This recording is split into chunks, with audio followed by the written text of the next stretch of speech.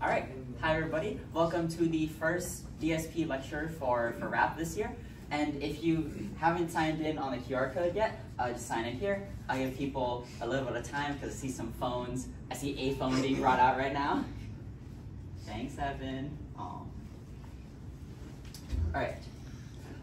So yeah, without further ado, let's get started. So the purpose of today's lecture is to introduce all the basics of the wireless communication systems. This is going to be the concept of how do we start from like just having our bits that we want to transmit into turning that into a actual wave that we can transmit over the antenna.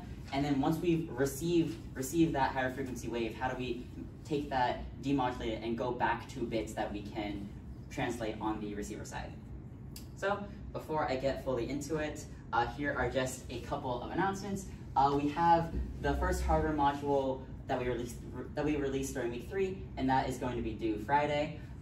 Me and Victor are going to have lab hours from 11 a.m. to 11 to 5 tomorrow. Yeah. And then we're going to be in the IEEE lab. It's going to be like a designated time for you guys to drop in, get some help with the assignment if you're having trouble, chill with us, just have fun, and yeah. But also, in addition to that, we have the first DSP module dropping tonight, and that's going to be like a MATLAB simulation of our wireless communication systems, just simulating from like a very basic level, like what we're doing in RAP. And then also, deposits and safety trainings. The deposits are going to be due this Friday. Look in the Discord for like all the instructions, like what to label the Venmo description, and then for the safety trainings, just do those as soon as possible. We are gonna start like bugging people and reaching out to people that we see haven't submitted either of these starting Monday of next week. And then also, not RAP related, but if you're interested in like IEEE mentorship and like, yeah, having a big or little in IEEE, the application is due tonight. All right, so without further ado, I'm going to start with recapping a little bit about the signals and systems and like the math behind what we're going to be doing.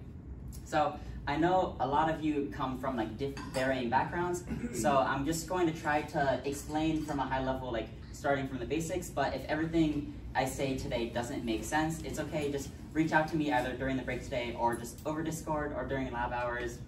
It's perfectly normal, like nobody in RAP is going to know all of the content, so it's perfectly normal to reach out to both me or Victor to ask questions or for any further clarification.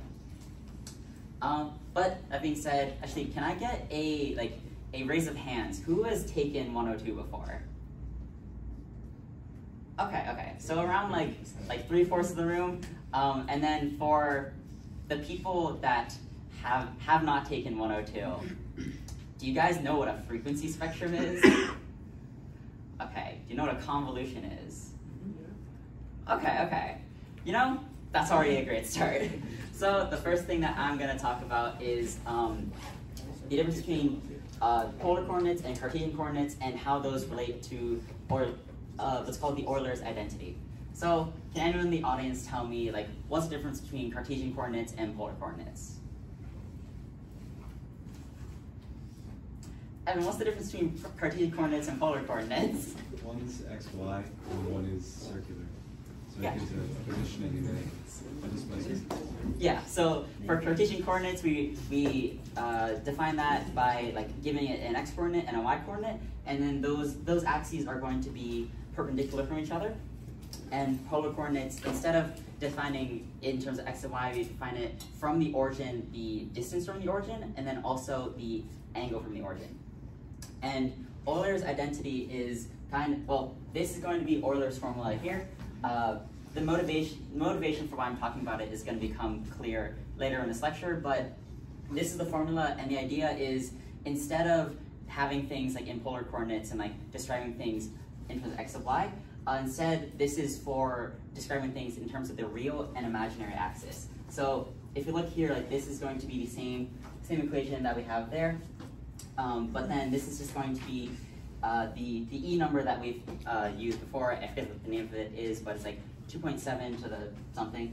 And then the imaginary number here, I and j. I assume most of you guys have had experience with like imaginary numbers before. So yeah, and then it's mathematically proven out that if we have an imaginary number here and then just a real number multiplied by that, then it's going to come out to a cosine and a imaginary sine.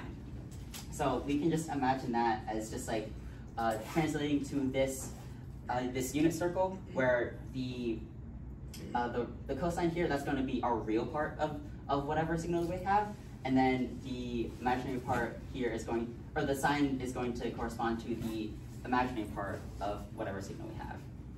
Now, motivation for like why we're using this aside, is like just this concept makes sense to everybody. Good? Okay.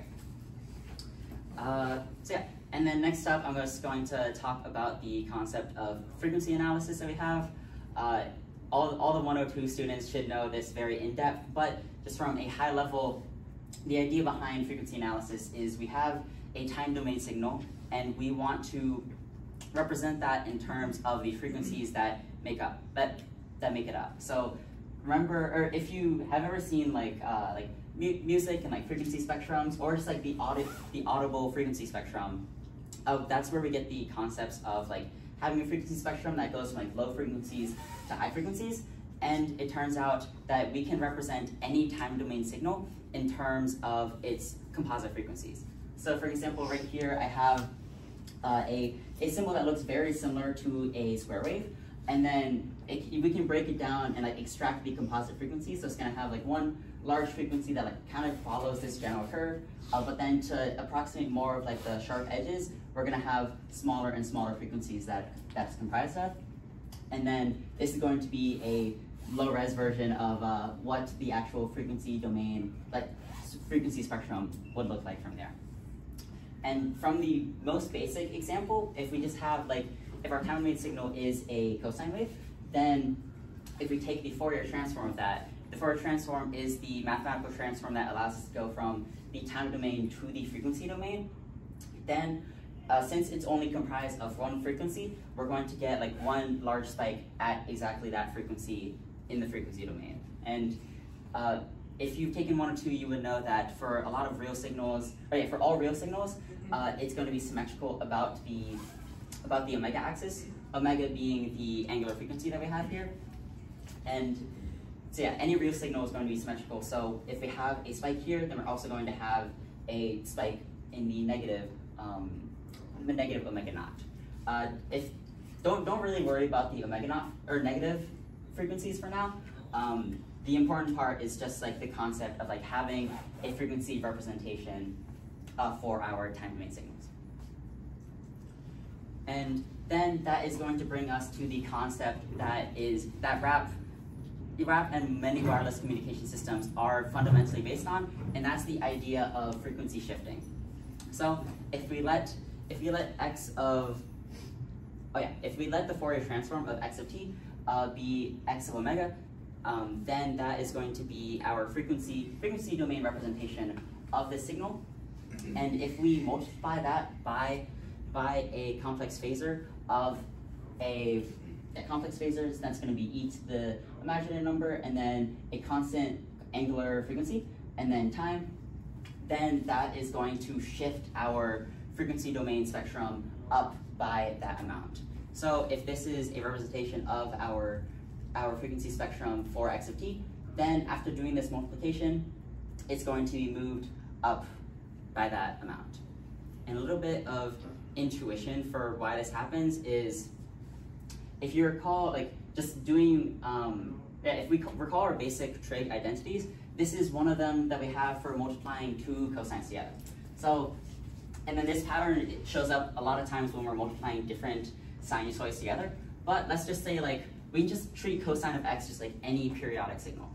So when we multiply that by cosine of y, then it's going to create two copies of the original signal. One with a frequency slightly lower, and then the other with a frequency slightly higher. So you can imagine like if I had like cosine of omega 1, actually I can just write it. So if this was like instead like cosine of omega 1 multiplied by cosine of omega 2. Then this is going to give us cosine of omega 1 minus omega 2 plus cosine of omega 1 plus omega 2. So this kind of introduces the notion of creating higher frequency components and lower frequency components when we multiply by cosines. And when you take your initial system signals class, you will actually see a frequency domain representation of why this happens, but we're just gonna we're just trying to build the intuition now for how this frequency shifting works. So when we have our complex phasor here, so that's gonna be e to the imaginary number and then angular frequency times time. That is going to, if you plug that into the Euler's formula, then we are going to get this, and all that is just a complex sinusoid at a constant frequency. That is going to be omega naught. So here what we're doing is just multiplying x of t by this complex sinusoid, and then that is going to shift our frequency up. Does this sit well with everybody? Does this kind of intuitively make sense? All right, so yeah, at any point, I'm gonna go through this prerequisite content kind of fast, but at any point, just feel free to stop me. I won't go on until until there's no more questions. All right, and then the last concept that I'm going to go over is just the idea of convolution. I'm not gonna talk through the actual equation, but from a high level, you can just think of convolution as dragging a filter linearly across the time domain signal. And then convolution is how we can represent a lot of filters that we have in our electrical systems. For example, a low pass filters, high pass filters, and then all the other types of filters we can represent in terms of convolution. So, for example, we have this, but then a visual representation of.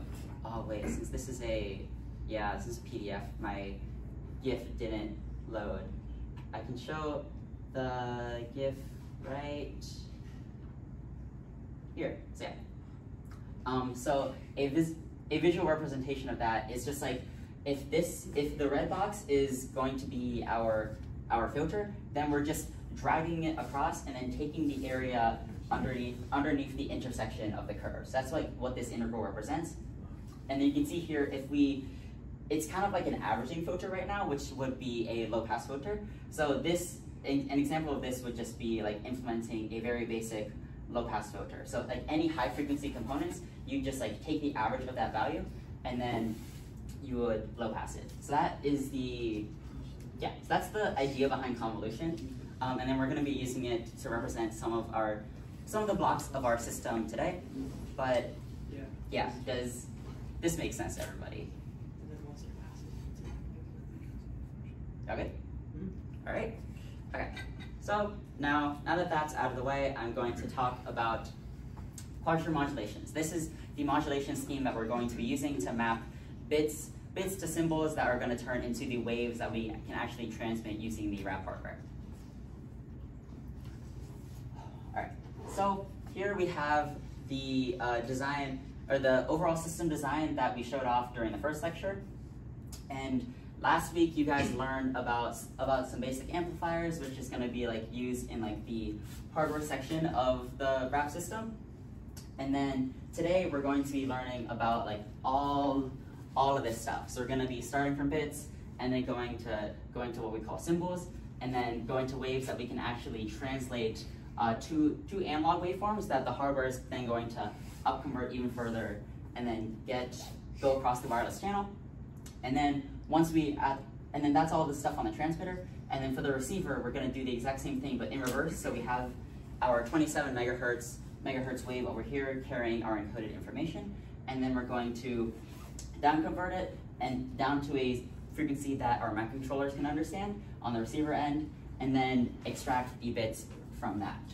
So, but the main thing that we're going to be learning today is this section of our system design. All right. So when we transmit waves across the antennas, the basic type of wave that we have is just going to be a sine wave or cosine sinusoidal wave. So if we have this as our starting point, the idea behind digital modulation is we want to be able to encode bits into the information carried by this sine wave. So from that equation, can anybody tell me in what ways can we modify this periodic signal?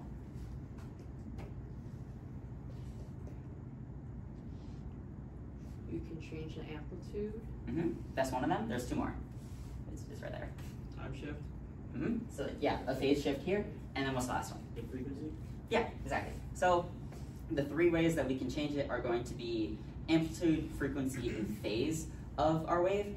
And then from a high, like very high level, that is how we are going to transmit information. So for example, if we look at our diagram here, let's say I want to send a 0 or a 1. Well, maybe if we're doing frequency shifting, then I'll have like a frequency of like omega naught here. That's going to correspond to a bit 0, and then omega 1, and then omega 2. If we see that frequency on the receiver, then we know that that corresponds to our 1 bit. And then we can do the same thing for like amplitude and phase. So as long as we have a way that we can detect the properties of the wave that we are receiving, then we can extract our bit information out of that. And then so we can change like the frequency, amplitude, and phase, and then we can also combine multiple of them, like multiple methods at once, in order to send multiple bits at once. So I could say like, oh, if I have like a phase of 90 degrees and an amplitude of like 1, that's going to correspond to like 0, 0. And then phase of like 180 degrees, same amplitude of 1, that could be like 0, 1. And then we can just expand this to be able to jam as many bits in there as we want. Okay. So for today, like in quadrature modulation, we only consider the frequency, or we only consider phase and amplitude modulation, because doing frequency modulation is going to take like a lot more sophisticated hardware and software. So for today, like just in terms of our communication systems, we're only going to consider phase and amplitude modulation. So if we start off here, we have x of t. X of t is going to be the symbol, or the sine wave that we actually send, that we transmit. And then we want it to be able to control the amplitude. That's why it's a of t here, so it's time varying. And then we also want to be able to change the phase of the sine wave. And omega naught, that's going to be our constant frequency here. And so now, if you guys are familiar with your trig identities, we have, okay, let's just see there. So yeah, if you're familiar with your trig identities, you know that like if we're adding two things within our cosine, then we can expand it to only be in terms of like, right? We can expand it to this form. So we have a of t cosine theta of t multiplied by cosine omega naught, and then here in terms of the sines. And then the reason we do this is to introduce the notion of our in phase and our quadrature components. So these are just going to be components that are 90 degrees out of phase with each other. So that's why like one is in phase, one is like out of phase. They're perfectly not in phase. And the reason we want to do that is so we can represent our symbol, so we can represent our information, like the sine wave that we're doing, in terms of I and Q components. That's in phase and quadrature. And then instead of changing our phase as we go through, and instead of changing our phase and our amplitude, we can simply map bits to change our in phase and quadrature components, because those are going to be, in the software, we can set them as like, it's like, oh, send a 1 as the I component, set a 2, 3, 4, and then same thing for Q. And then those are going to correspond to changes in the amplitude and phase. But for now, like when we do quadrature modulation, we can just multiply a cosine of constant frequency by an I component, and a sine of constant frequency by a Q component. And then that is going to correspond to changing amplitude and phase. And this is a lot easier both in software and hardware, because in hardware you can imagine like, instead of creating our devices to be able to directly implement phase shifts, we can just have two constantly always going like cosine and sine waves, and we just need to change the amplitudes of that and add them together. And then that is going to give us easy ability to change amplitude and phase. And then if we have our I and Q components, we can easily just extract out the amplitude and phase information into this form. This math should, I can go through this math if you want, but I think it should be pretty straightforward. And then the last thing before I take a break for questions is here's just a Desmos visualization of like, we have our constant cosines and our constant sine terms, and then we can just use sliders to change like our I and Q components, and then that is going to have direct effects on the resulting red signal here. So we can, when we shift the sliders, like we're changing both the amplitude and the phase of it. Make sense so far? Any questions? Okay, Elodie? Are you defining I of t as like the in-phase term and then the quadrature as like relative to that how to phase it is? Yeah, so remember that, well, this is how we actually use it to comprise our actual signal. So we have I of t is multiplied by our cosine, and then Q of t is multiplied by a sine. The cosine and sine are exactly 90 degrees out of phase. So we can look at it as just like, we have our cosine here, and then we have our sine here. We are changing the amplitudes of these waves, and then they're exactly 90 degrees out of phase with each other. And then from that, we're getting a amplitude and phase modulated wave in response. Make sense? All right. So yeah. So let's say like that we send our signal with like our bits mapped to our I and Q components, and then we see that signal on the receiver. After it goes through all of the wireless communication, it picks up noise and does whatever. So now we want to actually extract our I and Q components from this waveform, but all we see on that waveform is just a sinusoidal wave of some amplitude and some frequency. But how do we actually extract the I and Q components?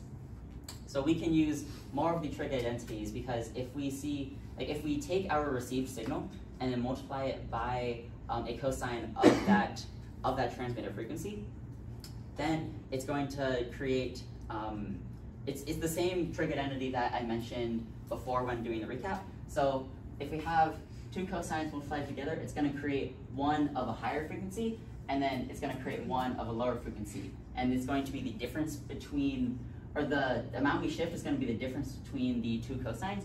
But since it's the same amount, then it's going to be a cosine of 0. So that is just going to be a constant number, which is 1/2. That's what we're going to get here. And then on this side, if we have a cosine multiplied by a sine of the same frequency, then it's going to equate to this, so it's just a sine of double the frequency. Yeah, Victor? I just wanted to clarify for those that understand trigonometry really well. The cosine squared, the things you see in the bracket, that's from the power reduction formula. And then from the term you see on the right, the quadrature term, that's the double angle formula, like exactly as it is. So sine 2 theta is equal to 2 sine theta cosine theta, and that's why you see it divided by 2 there, is to get rid of that 2 times that you get. So if you're familiar with that, that's a way you can think about it. Perfect, thanks Victor. So yeah, so remember that the goal here is to extract the I component or the Q component from this symbol, or from this wave. And then you'll notice that we have kind of just think of it as like 3 terms. One is I of t,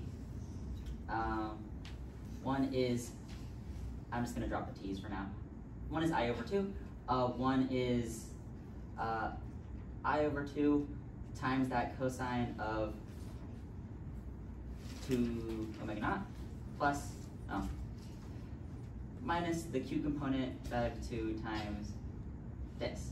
So it's already spoiled by this line here, but if we apply a low pass filter to this signal that we receive, we can set the low pass filter to only allow like the low frequency, so it would automatically like allow this like DC component, like this symbol or this value of no frequency, and then it's going to filter out these so that the resulting one is going to be just IFT over 2.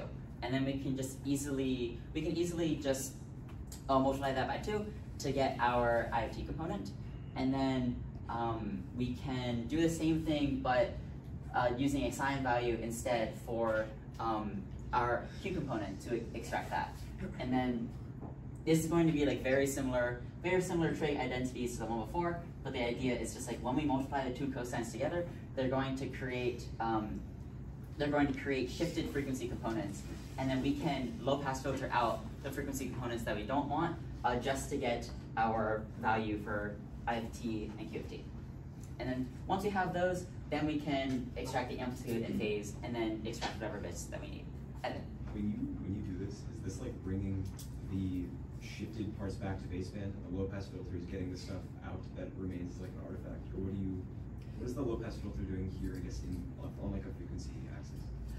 yeah. So what do we get after this on frequency too? I guess that's exactly correct. And then I will draw it out for the for everyone else to see. So here, if you've taken, okay, so let's say that like once we're at this, like we transmit things like at a higher frequency here. So this is going to be omega naught. And what Evan is saying is like by multiplying it by a, actually wait, let me, this is going to be the Fourier, frequency representation.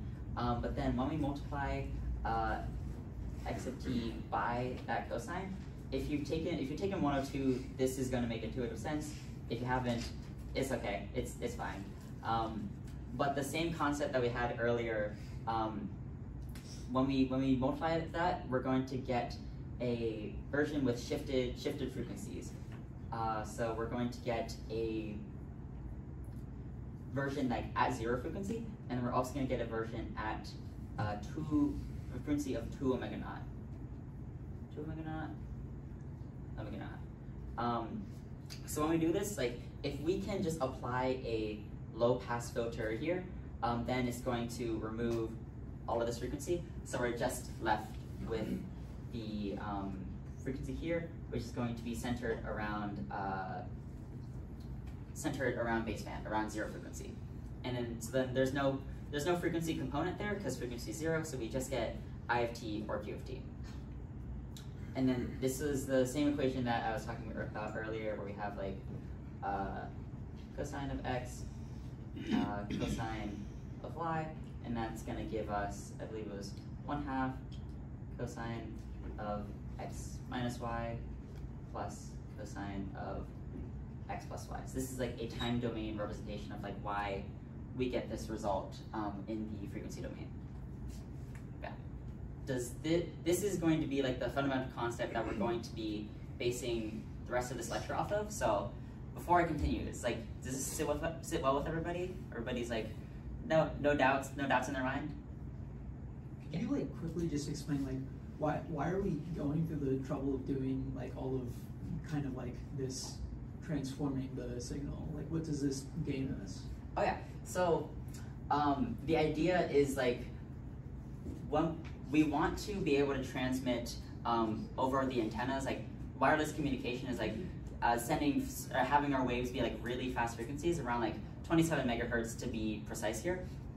And then most systems can't generate like a 27 megahertz symbol by itself. Like usually, like your average microcontrollers are probably like within like the kilohertz to maybe like 1 megahertz range for like, it's like doing like one instruction, like one operation. So in order to be able to like send bits at this higher frequency, we are doing all of this to shift up and shift down, and like switch between like our baseband, which is concept I'll explain later, but like our like regular like just bits that we have up to a high frequency that can go through the antennas.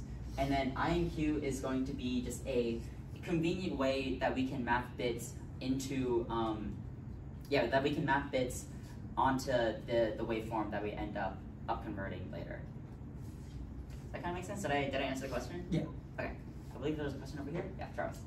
So for I and Q, you said they were kind of like the DC component. Mhm. Are they also like sinusoidal, or are they actually like what is the if you plot I and Q out? Yeah. So I and Q, they are not sinusoidal components. They are going to just correspond to 1, 0. So I will. This is gonna have more deep. Actually, I'll answer that question in around 10 minutes. How about that? Sure. Okay. So if your microcontroller is like, you know, operating at like kilohertz to 1 megahertz, Mhm. that implies that the upper like data sending speed of your like entire system is 1 megahertz, right? Because Yes. like you wouldn't be able to generate or like process the data fast enough to, even if you have like a hardware capable of sending at like some x, like a mega, some bit speed. Mhm. You have to, you're limited by like your microcontroller's ability to process, like just create data to send. Is that correct? Yes, like it physically can't process the data because it can't like run its computer instructions fast enough. So if like we had a microcontroller fast enough to generate like a 27 megahertz like sine wave, then we wouldn't need this whole up conversion process at all. We could still use the I and Q components to like map information to those bits, but we wouldn't need the up conversion process to like get to like 27 megahertz. And the reason why like we have to get to that higher frequency is because the higher the frequency, the smaller the antenna has to be. So if it was like a much lower frequency, then we'd need like a antenna the size of this room, for example. But 27 megahertz, that comes out to an antenna like this. Anything else? So you had a question? Okay. All right. Cool. Yeah, and then feel free to come up to me during the break if like you want me to explain any of these things again. But yeah. So now I'm going to explain the notion of the complex baseband. So if you've ever taken like your like a physics or like circuits class before, then you'll know that you might remember that we oftentimes use phasor notation to just represent a lot of the things that we're seeing and like analyzing the circuit. For example, like impedances for like capacitors and inductors. That's capacitor is going to be like 1 over j omega L. Wait, 1 over j omega C, and then the other is going to be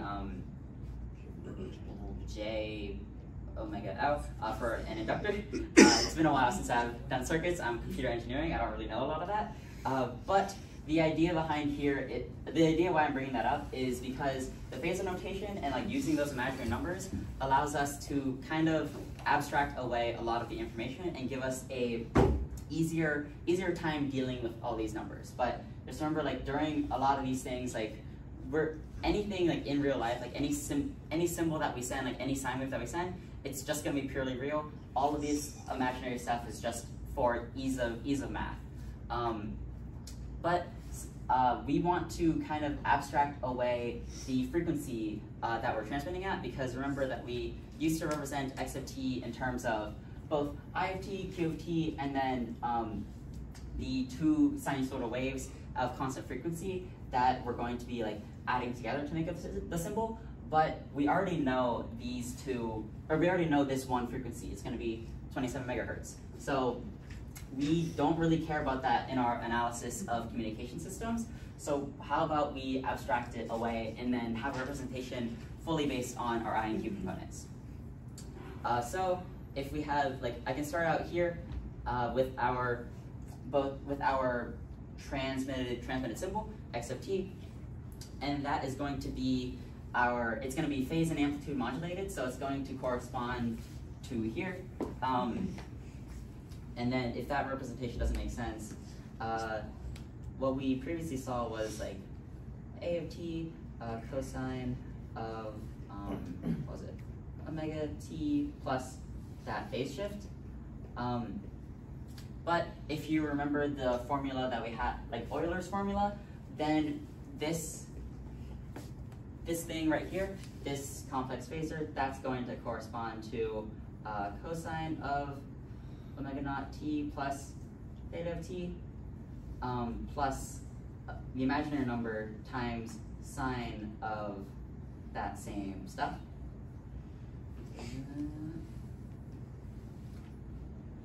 And then when we take the real part of that, that's what this RE represents. It's just any complex number, any complex signal, we're just taking the real part. So that is going to bring us back to this representation.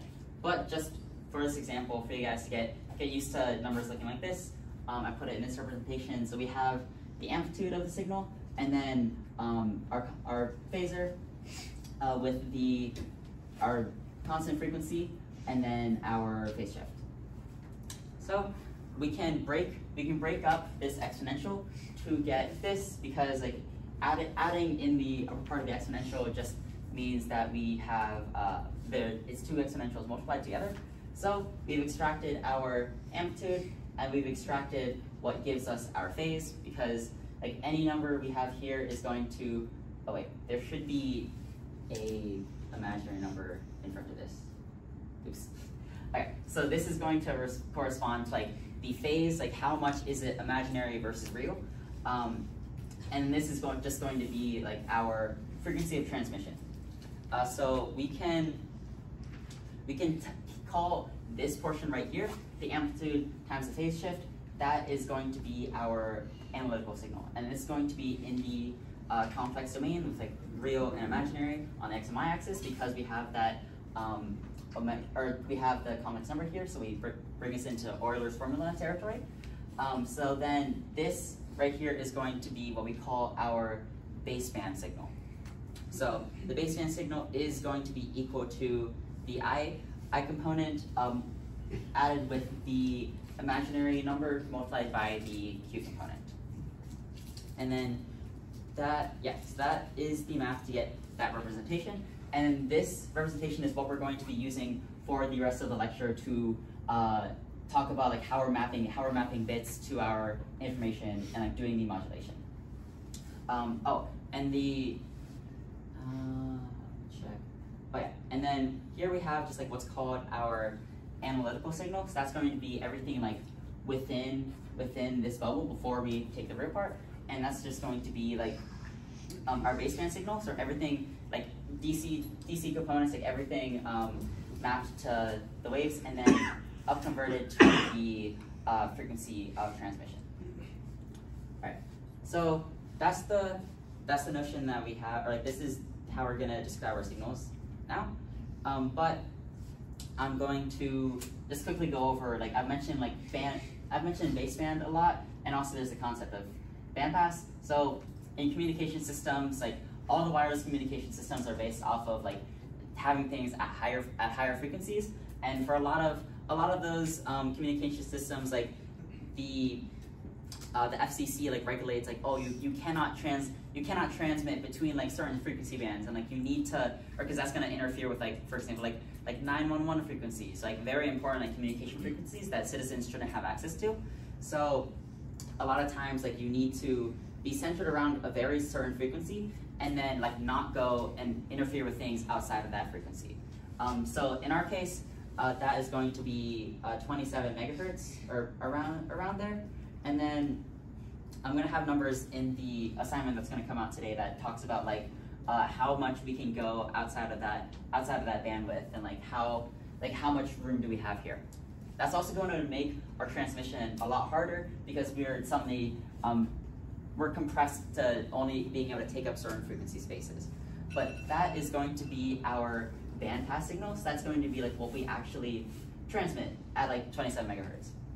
But for representation purposes and just like simplification, abstracting away the frequency of transmission, we're just going to we can shift this back down to baseband, and then that is going to be what we can work with. And yeah, so baseband signals are often going to have like complex parts, but everything we end up transmitting once we bring it back up to this frequency, that's going to be completely real. Okay. And then here is where we're actually going to talk about like different ways where we can map bits to our I and Q components. So we can take this baseband phasor and then express it in a complex plane. So we have like our real axis as x, and then our imaginary axis as y. And then these diagrams where we map our baseband signals, that is going to be called a constellation diagram. So all of these are different constellation diagrams for different communication schemes that we have, and every individual point on this diagram corresponds to a unique recognizable waveform called a symbol. And then that is going to tell us information about the amplitude and phase that we see. So for example, like this is essentially just polar coordinates to read the amplitude and phase. So if we have, like for example, right here, these 2 points have the same amplitude because they're the same distance away from our origin point, but they have different phases. This is going to be 0 degree phase shift, and this is going to be 180 degrees phase shift. So, and then this is called binary phase shift keying. So binary, only two options for the bits that we send. Phase shift keying, we're just doing phase shifts here.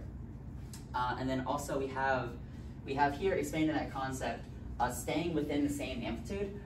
If we have quadrature phase shift keying, and where we have just like 4 options to send, and then if we see like a 45 degree phase shift on our symbol, on our waveform that's coming in, then we know that's 1, 1, but if that switches to like 135, then it's 0, 1. And then we can recognize bit forms based off of the different phases, and then that can expand to 8 PSK, just 8 options for our phase shift keying.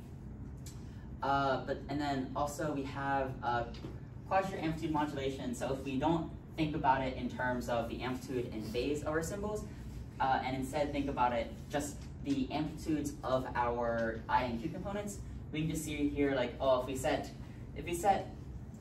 I equal to 1 and Q equal to 1, then we get this waveform. If we set I equal to 1, Q equals negative 1, I equals 1, Q equals negative 1, then we get this, and so on and so forth.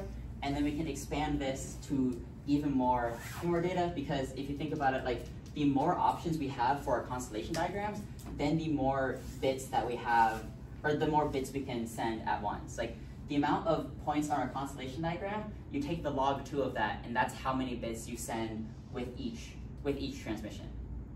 And then this is going to be like the fundamental way that a lot of the common like modern communication protocols work. It's all based off of this. So for example, like those, I don't actually know if it's like those specific versions, but yeah, like versions of Wi-Fi and like your 4G signals, they're all going to be using versions of like phase shift keying or quadrature amplitude modulation. Okay, that's what QAM stands for, quadrature amplitude modulation. Alright. And then last slide that I have here before doing some recap slides, then we're going to get into a break. But I talked about how the more bits that we can send, or the more stuff that we can jam onto this constellation diagram, the faster that we can send data, because we're sending more, there's more options for what the bit pattern could be. But what are the trade-offs for that? Like, why can't we just always do like the maximum amount of information in our constellation diagram? So that is going to, like the decision for that is going to be like just a design decision that you have to balance a lot of different factors. One is going to be the throughput of our system. So for example, like the throughput, like the more points on the constellation diagram, the faster we can send data. But that also might affect the error rate, because when we end up demodulating, you guys are going to notice in the assignment that due to noise, due to like phase shifts, due to whatever, it's not going to correspond directly to exactly what you sent on the transmitter. So for example, if we're doing QPSK, what we send could be like, we could send just very solid points here, but then when we demodulate it, just a little bit of noise can shift what we see for the I and Q components. So then on the receiver side, we're going to draw like boundaries. So for example, like here, like if anything, like if we're trying to demodulate our signal and like recover the bits, if any bit comes like within this area, then that's going to correspond to whatever on the transmitter side we had I and Q equal to 1. So for example, I just say this is like 0, 0, 0, 1, 1, 0, and then 1, 1. So anything here is going to be a 0, 0, and so on and so forth. But if we have, for example, multiple, like if we have a lot of things on our constellation diagrams and they're really close together, then the barriers between these are going to get smaller. So for example, I could say I want to have things here, and then this is going to be like the symbol that I send to correspond with that. The closer I get to this, or the closer these get together, like the smaller the boundaries are going to be. So for this current example, let's say I divide it like this. So I divide it into 16 different sections. Since there's a lot of noise on these, it's going to be like very close to crossing the boundary between what's counted as one bit pattern versus what's counted as another. So that's why we do a lot of effort to make sure to like decrease like the amount of noise that we have in our system, because if we have enough noise, then it could bring us over that boundary to misrecognizing a symbol.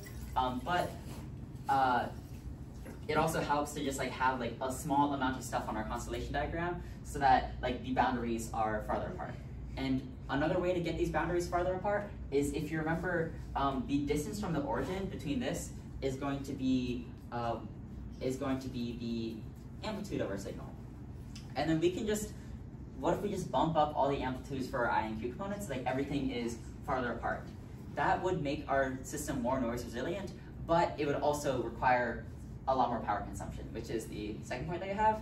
And then the last one is just like simplicity versus complexity. The simplest version is just going to be like our basic like BPSK here, because there's just two options for that. And then we can get into like more advanced versions, but for the purposes of RAP, we're doing BPSK because we just want a working system, period. We don't really care about throughput at this time. It's already like very impressive that we can create this system from scratch, even with like the most basic communication protocol. All right, so this is just a recap of like the things that I've covered in this section. It's been about an hour, so I'll give you guys like a 5-minute break. Feel free to ask me any questions, but we've learned about like the basics of like encoding information into the amplitude, phase, and frequency of our sinusoidal wave that we send, and then the difference between baseband and passband signals, and also how we represent different communication schemes in our constellation diagrams, and also trade-offs between different ones. And then what I'm going to get into in the next bit of this lecture is kind of just like, so we have all these concepts, how do we actually generate the waves from the bits and like create a wave that can be used by the hardware? Yeah, let me know if you have any questions.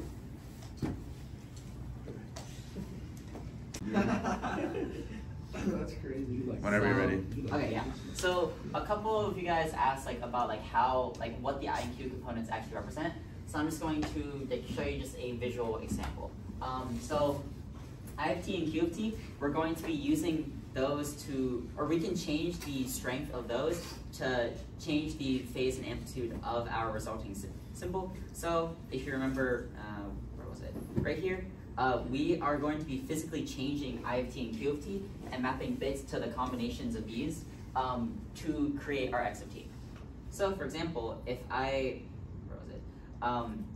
if this is my I of t that varies across time, and this is my Q of t that varies across time.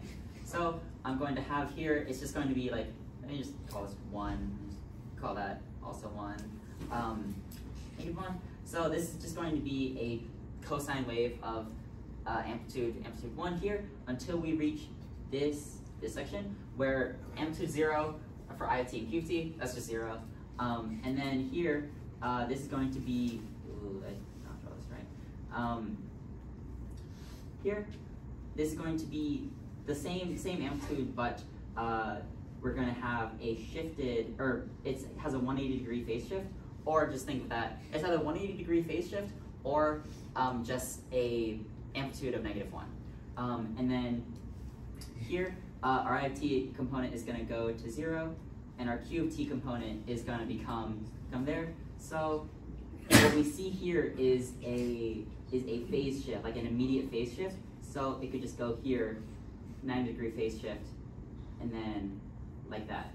So this like discontinuity here, that is coming from like, that is just a straight up phase shift as we transfer some of the strength from our I component to our Q component. This is in phase, and this is out of phase, like by 90 degrees. That's why we see a 90 degrees phase shift here.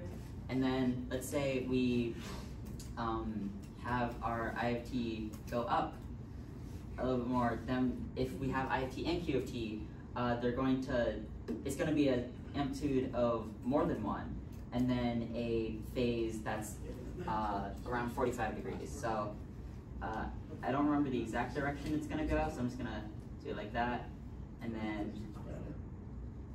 like that. Does this explanation kind of make sense for like how we're creating X of t and like how we're mapping bits to our IFT and QFT components? All right, perfect. All right, so with that being said, like, and then that motivates like our representation with the constellation diagrams. But now we're going to get into how we actually create the waves that we send.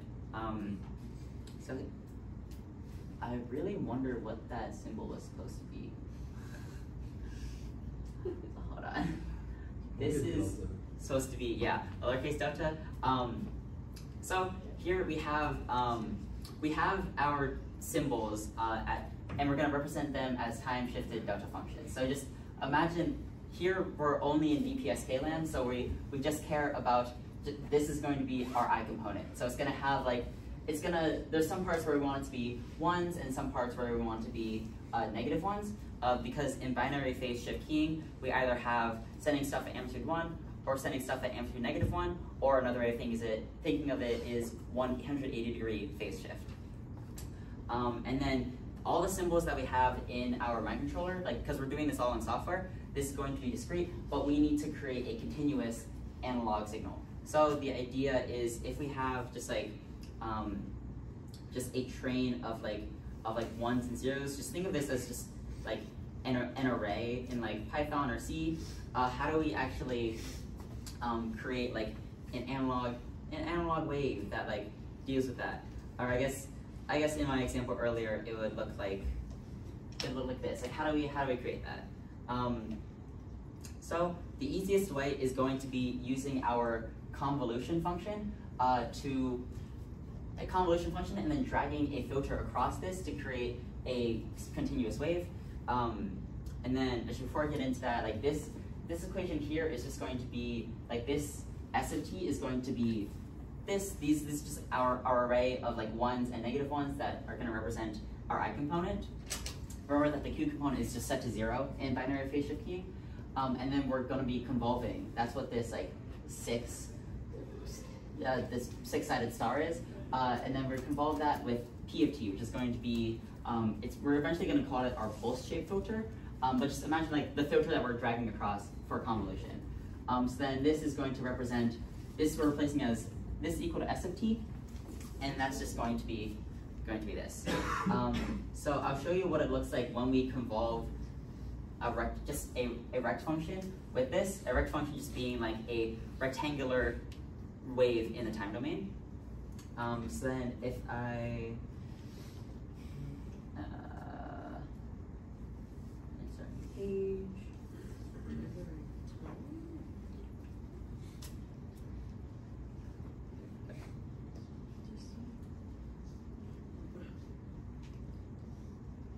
That's the wrong spot, that's okay.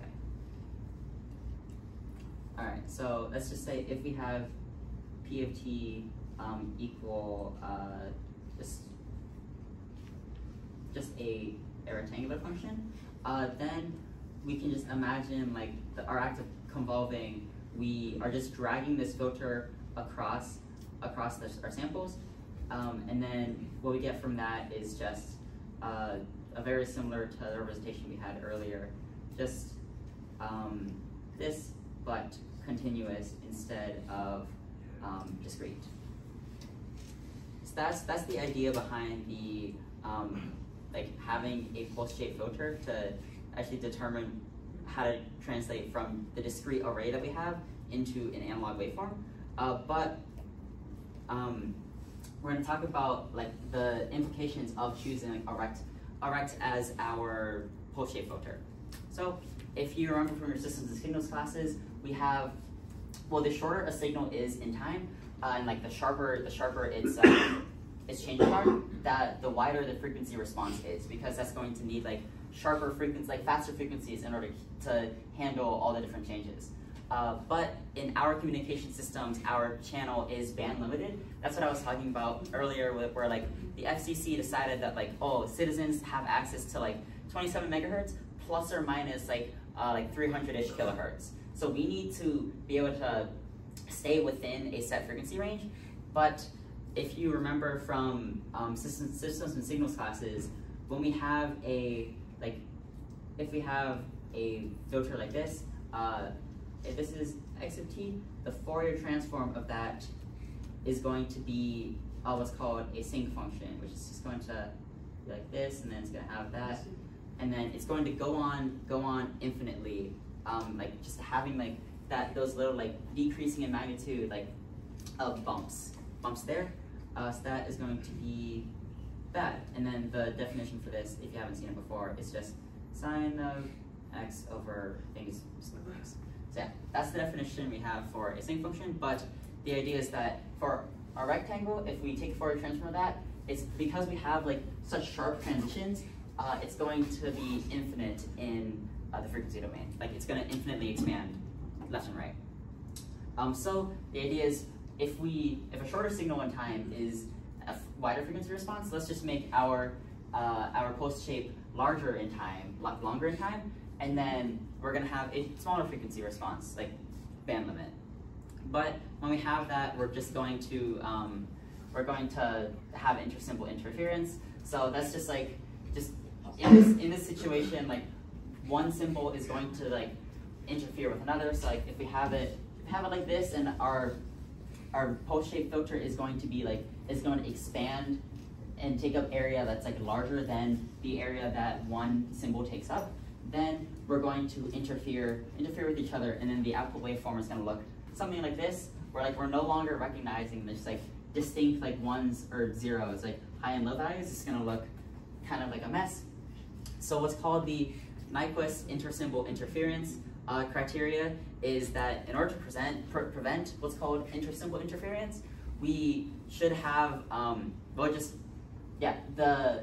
when we sample our pulse shape, it should be at 0 at every point that's not the point that we sample. So every time of t equals 0, it's like we should have like a solid constant value here, but at every other point it should be 0. So that when we add these up, we're going to not interfere with the other ones. Like it's okay if we can take up like this area here, as long as when we sample, like the exact points that we sample, it's going to be 0. And that's just what this formula represents. And the sinc function that I mentioned earlier, you'll notice that it starts at a very solid like constant 1 value, but then as soon as it goes there, it's going to drop off and have zeros at constant intervals. So if we can set the intervals, or we can change the frequency of this to set the intervals to exactly match up, so that every time we sample, we're sampling here, and then multiple symbols aren't interfering with each other. Using the sinc pulse shape is going to be like a pretty good idea, because if you remember from systems and signals, it just so happens that for our sinc, as when we go to the frequency domain of that is going to just correspond to an exact rectangle, like perfect rectangle, and then it's going to sit like nicely within bounds that we can correspond to our band limit. So we're going to have no problems with that, like no problems with band limitations for this. But I also mentioned before that sincs are infinite in time, like they keep expanding out, and also all of these non-main sinc lobes here are like in reality like pretty big, pretty significant, and if our timing is slightly off, then we can introduce a small amount of intersymbol interference. So then, ignoring the derivation of this, the idea is just like we want something very similar to a sinc function, but with just like slightly smaller lobes. So all of the communications engineers and the researchers behind it started using what's called a raised cosine filter. and the frequency response is defined by this. We don't really care about too much about like how it's derived, because in MATLAB, when we actually like implement these filters, there's just a raised cosine function that's going to give us all the time points, like all the filter points that correspond to this. But here we have, like, if this is our frequency response, we can dynamically adjust how strong this roll-off is, because the stronger the roll-off is, like the stronger it like goes down, that's going to be like beta equals 0. Then we're going to have like much larger lobes here. But then if we like say like, oh, we don't care too much about like staying within this band limit, like maybe our band limit is slightly bigger, then we can go up to beta equals 1, which is going to be like a lot smoother. And when we have it smoother in here, then it's going to be like a lot nicer in the time domain as well. So engineers can like pick what beta value they need to suit their different needs, and this is essentially just a generalization of the sinc function. But yeah, so here if we choose a beta value between 0 and 1, we're going to have it just like not be as strong as the original sinc. So I did like the convolution and like how we go from like the pulse shape and like the array of bits make sense to everybody? Okay. And then one of the last, we're almost there, but so now we've talked about having like taking our bits and then creating the pulse shape from that, so we get our continuous waveform, and then we're going to want a receiver on the end. So right now we have our bits, and then from there we get our symbols, our ones and negative ones, that array, and then we're going to create our continuous wave from there, modulate that up to like our 27 megahertz. But then when we actually do wireless communication, our wireless channel that we represent, it's going to give some noise in the system. Like nothing's ever going to be perfect. So when we demodulate it, we're going to see a little bit of the noise. And here when we model it, we just model it as just like adding it to our noise. That's going to be like additive white Gaussian noise. But just know that like our symbol is going to look something like this. So we want to have a receiver filter to kind of try to take out as much noise as we can for this before we like look at like the strengths of like our IFT and QFT components and map those back to bits. And that's also what this is representing. If HR of T is our receiver filter, then we're filtering both our received data as well as the noise. Okay. And what does that receiver filter look like? So when we do a lot of our system modelings, we represent filters and like it passing through different blocks of our system as just like through its impulse response and convolving with that. But just essentially what that means is just like we're doing more convolutions, and that represents applying our filter. So I'm not going to go through the derivation of this math. If you ever take E132A, you're gonna get pretty deep into this derivation. But our logic can tell us that like if this is the shape of our pulse, but then when we add a little bit of noise, we just say like the actual received signal is going to look something like like this. If we're just trying to detect one bit, let me do that. Yeah, so this is what it's going to look like with noise. But the intuition here is just like if we convolve it with something of the exact same shape as the pulse shape filter, well then when we actually convolve it here, okay. So remember that convolution is going to be just the act of like dragging our filter across and then finding the area underneath finding the area of the intersection. So if we drag this filter across, okay. All right, so if we drag this filter across, then when it lines up, even though we have the noise, it's going to have the maximum amount of intersection if our receiver filter matches up with our pulse shape filter. So using that, we get like the strongest correspondence. So we can just say like, oh, I recognize that. And then if, for example, like x of t is negative, then it's gonna have like negative correspondence. It's gonna have that same exact strength, but in the negatives. And then that's how we can try to filter out as much noise as possible by just doing essentially just shape matching. That's what our convolution is doing here. Is that, I know this is kind of like a weird concept to think about, but does that like just sit well with everybody? Any questions? Okay. Just do this for now, it's not really necessary. Okay. All right, so then because we want the overall channel filter, like across like this whole thing to correspond to our raised cosine, then if we have but we also need our pulse shape filter and our receiver filter to be the same filter, then we can just take the raised cosine filter and then split it into two. So when we have combinations of like blocks in the frequency domain, that's just equivalent to like multiplying the frequency responses together, multiply this frequency response with the next one. So if we can split our raised cosine into two, and they're called root raised cosine. So here we have our pulse shape filter in the frequency domain and our receiver filter in the frequency domain. They're going to equal the same thing. And what's that going to equal?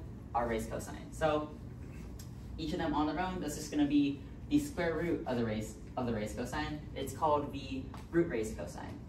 And then we're going to slap one here for the pulse shape filter to create our analog signal, and then here on the receiver filter to try to take out as much noise as possible. And doing that is going to and that's the last building block that we need for actually implementing this communication system. And then here, this is kind of just a graph to represent, here we have in blue, you guys can see this already, right? So in blue, we have just the symbols. That's gonna be the array that I was talking about with just ones and negative ones corresponding to 0 degree phase shift or 180 degrees. So we can see 1, 1, negative 1, negative 1, and all that. And then in yellow here, this is going to be after we convolve it with our raised cosine filter. So if you can imagine just like that same pulse shape that we had earlier, we're just dragging it across and then taking the area. So then that's going to give us a shape kind of like this. It's going to follow the shape of the symbols. And then the root raised cosine, that is going to be our actual pulse shape filter on the transmitter side. And then it's going to be the exact same thing, but scaled down by a square root. So then this is this symbol, or this analog wave is what we're going to up convert up to the 27 megahertz. And then we can down convert that after it's gone through our wireless channel. And then convolve that with another root raised cosine. And then from there, we can just determine oh, okay, we have it's the decision boundaries that we drew for our constellation diagrams. That process is gonna give us our I and Q components. And then from there, we can determine what bits that those should have been. And then this is kind of just the entire process recap of the entire process that I talked about. And this is actually going to be what you guys are implementing in MATLAB for the first digital signal processing assignment. So we start with bits here. BPSK just means they're going to turn into ones and negative ones and for our constellation diagrams. Q is always going to be 0, I is going to be 1 or negative 1. And then we take that array and then just kind of space them out, add some zeros so that when we can convolve or filter those with our root raised cosine filter to obtain the baseband representation. So